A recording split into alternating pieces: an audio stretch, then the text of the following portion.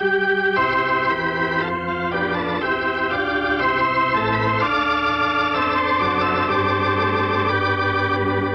greet our friends everywhere with Chapter 21 of To Ask No Man, the story of George Mueller's incredible adventure with God.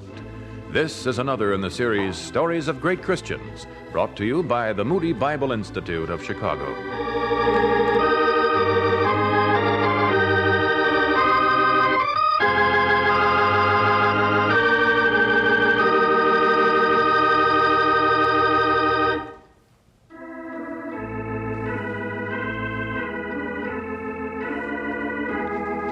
On February 4th, 1836, George Mueller took a plain brownstone front home on Bristol's shabby Wilson Street and declared it to be a haven for as many of the city's dependent children as it would hold. And when he did this, he declared that he would ask no one for money to support his experiment. He would petition God directly for everything. The next 7 years were a desperate struggle. Time after time, the little Wilson Street haven almost went under. Sometimes God waited until the last possible moment to answer George's prayers. But every narrow escape made George more determined to build his monument to God's faithfulness today. He rented 2 more houses and took in small babies and little boys under 12. Then in 45, the tide seemed to turn. A widow turned over a sizable legacy to George. Promptly, he rented his 4th and the biggest home next door to the first. 130 children crowded into the Wilson Street orphanages. And then the neighbors rebelled. On October 30th, 1845, George received the letter that reshaped his adventure with God. For the letter said, "Get those orphans out of this neighborhood or else." That afternoon, George went for a long walk with his 13-year-old daughter, Lydia. Lydia was a plain child, but she had a mouth like her father's, severe and straight until the corners quirked up from some unexpected happiness inside. Oh, they were quite a pair, my friend George and his Lydia. I love leaves. Don't you? They're more fun than snow because they don't get inside your shoes and melt. And they're brighter than summer, too.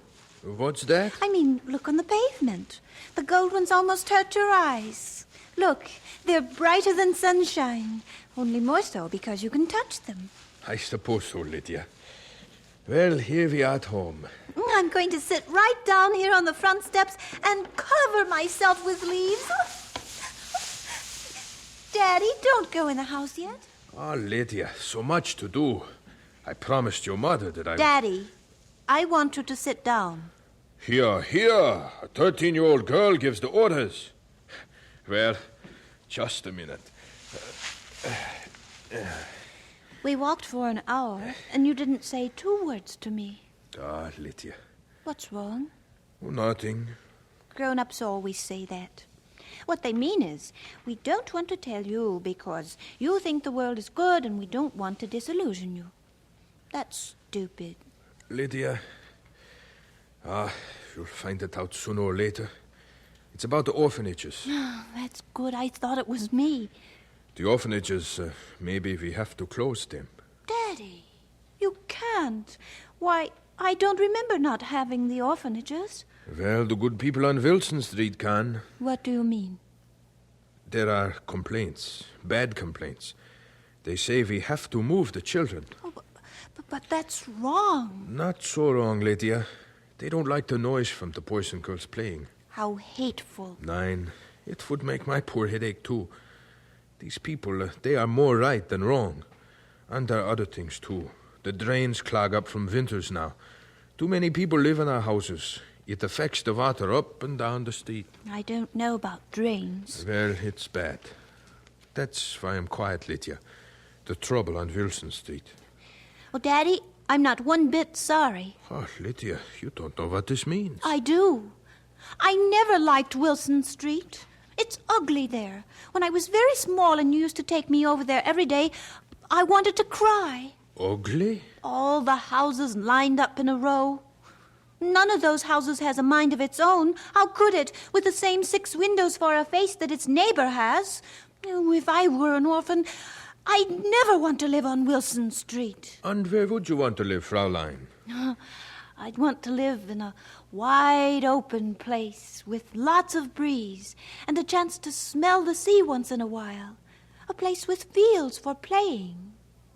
Daddy, I'm glad about Wilson Street. Why is this, Fraulein? Because that's the kind of place we'll live when we all move. A wide open place with lots of breeze. Lydia. Living with your old father has turned you into an impractical dreamer. We'll thank God if we find another in the slums. No, Daddy.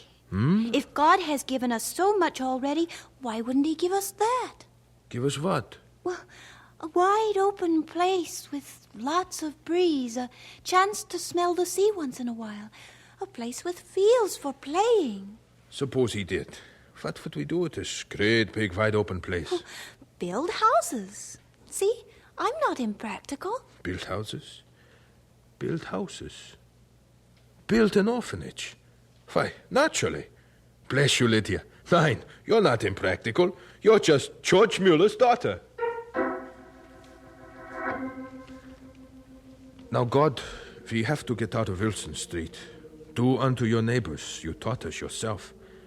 You know there are 3 ways we can go. We can close up the homes, we can find another house in some slums, or we can find a wide open place with breezes and build our own orphanages. So, Lord, I put it right in your hands. I need to find about 7 acres here in Bristol, on a hill if possible.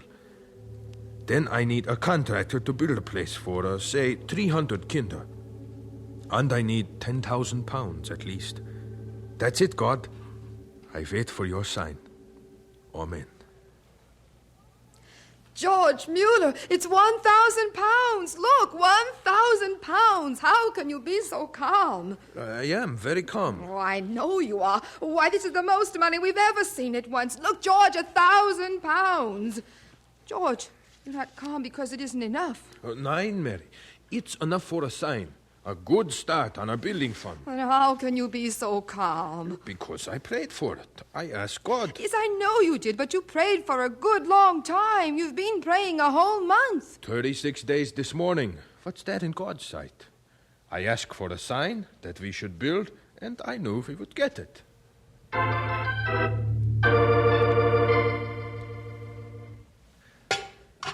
Mary, better stop your chattering or my porridge will be cold before it leaves the stove. George, if you'd only listen when I talk, you might hear something interesting. Here's your porridge. I like hot porridge better than your sister's warmed-over trip to London.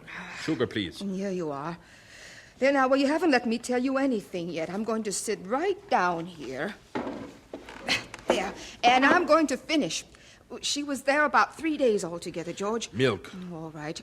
And last afternoon, she went to some kind of a prayer meeting, and she met this man who'd read your book about the orphanages. That's so unusual. And this man said he was very interested in the orphans, and so she told him you were going to build. Praying about building. And, I forgot to say this man is an architect. And he said he'd help you. George, he said he'd build it for you. What's that? There! I knew you'd be interested when you heard the whole story. Yes, that's what he said, George. He said he'd draw up the plans, and then he'd come out here to Bristol, and he'd superintend the whole construction. He charges? Not a shilling. Isn't it wonderful? You have it all now. Architect, the money coming in, all but the land. One question. You forget something important. Is this architect a Christian man? Oh, now, George, don't be so stuffy. Of course he is.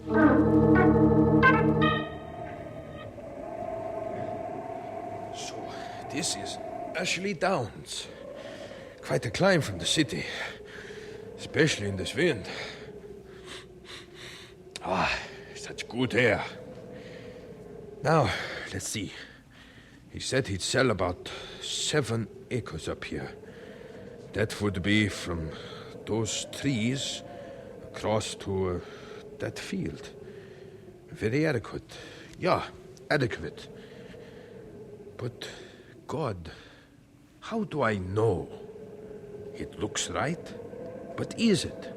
How do I know? A wide open place with lots of breeze, a chance to smell the sea once in a while, A place with fields for playing. Ja, Gott, I hear. Dankeschön. It will be Ashley Downs.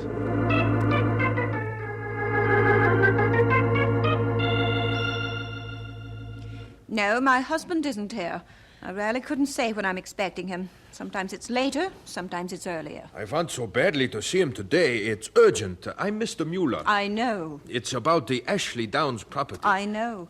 Of course, you understand I don't have anything at all to do with my husband's business, so I really couldn't help you. I know, Mrs. Greggy, but it's urgent. I wonder... Well? Would you have any idea where he might be now? You tried his office. 9. I'll go at once. No, I couldn't promise, but you might try. I will. I have a feeling if I don't catch him today, things might go very wrong. Sorry, Governor, but that's how it is. He comes and he goes and you never know. Is there any place I could catch him? You see, I'm Mr. Mueller. Look, Governor, if you were the Duke of Devon himself, I couldn't catch him for you if I didn't know where. It's about the Ashley Downs property. I have to see him. Got one suggestion. What? Go out and get yourself a bit of fresh air. Walk around an hour or two and then come back. He might be here. It's worth a try. Well, I might. Well, I'd ask you to sit down here, but we're expecting a lot of deliveries right away. You can see for yourself there isn't much room left over for sitting. You come back, Governor. All right, thank you. You don't have any idea where I might trace him? A club I or... said no once, didn't I?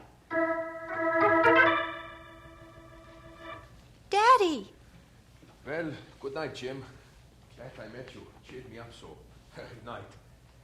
Well, Lydia. Who was that? Just Jim Wright, a young man from the church. He's good looking.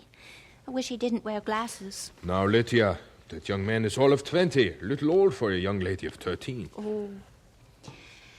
Daddy, did you buy Ashley Downs? 9, Lydia. I couldn't find the man who owns it. Oh. Will you look for him tomorrow? I don't know. Tonight I think it over. He wants £200 for every acre. That's a lot of money. 9, Lydia, we may not get Ashley Downs at all. I'm afraid she's much too expensive. Well, Mueller, I was expecting you. I came here yesterday. I went to your house too, Mr. Gregory. I know. Why didn't you come back here, man? What? My clerk told me you were coming back, so I stayed here in the office until 7:30. Oh, I'm sorry. So am I. Waste of time. Don't mind telling you, nothing upsets me more than wasting time. Truth is, Mueller, I hardly slept last night over this. Oh. Woke up at 3. Wake till 5. All that time heard a voice that said, "Sell Mueller Ashley Downs." Mr. Gregory. The fact is, that plaguey voice said, "Don't overcharge, Mueller. Don't even make a profit. Why, sir, Knock £60 off every acre. Now, if you'd come back last night, Mueller, the way you should have, that voice wouldn't have plagued me." No, sir. I don't know how to thank Well, you. don't. Just pay me promptly. Pay me promptly for 7 acres, and don't pester me again. And there are breezes and fields for playing, and every once in a while you can smell the fresh salt air, Lydia. There, Daddy, it's just like I told you. How's that? He gave us so much before, I just naturally knew he'd give us something like Ashley Downs. Yeah. But it's just like I told you. How, Daddy? Lydia Mueller isn't impractical. She's just old George's daughter.